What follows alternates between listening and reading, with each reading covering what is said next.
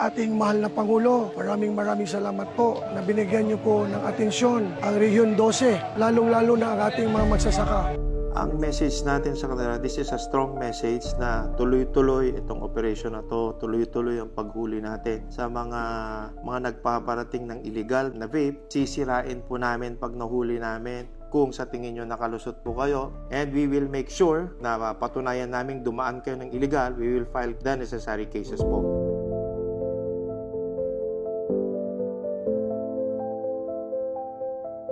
We celebrate today the heroism of all those who fought here in Bataan. And we celebrate the peace that was hard-earned by the blood and the sacrifice of all our servicemen, not just Filipinos, not just Americans, but also those who fought bravely for their own countries. We celebrate the lessons that have been learned through this very terrible hardship and very terrible experience.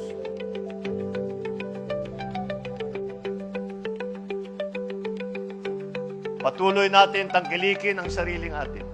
Palakasin pa natin ang industriyang Pilipino. And may the continued success of our MSMEs inspire generations of entrepreneurs and innovators, all working towards a more prosperous and productive Philippines. Sa inyo pong lahat, maraming salamat po sa programa na itong ginagawa niyo po yung National Trade Fair. Malaking tulong po sa amin ng mga MSME. Ating itinataguyod ang isang bagong Pilipinas, kung saan ang bawat mamamayan ay namumuhay ng walang takot at may dangal. Ito ang ating pangarap para sa bawat Pilipino. Kaya ang panawagang ay gagampanan natin ang ating tungkulin sa bansa.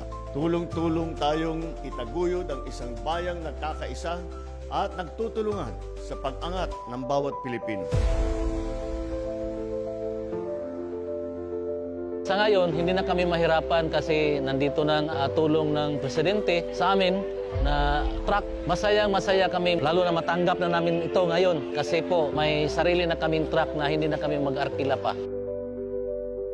Mahal na Pangulo, agyamanak, agngina kada kayo. Dakil nga tulong nyo, tiyato kanyami nga kanyak nga manalon. Itira ito nga tulong nyo, sa tulong ninyo sa amin, lalo sa aking pamilya.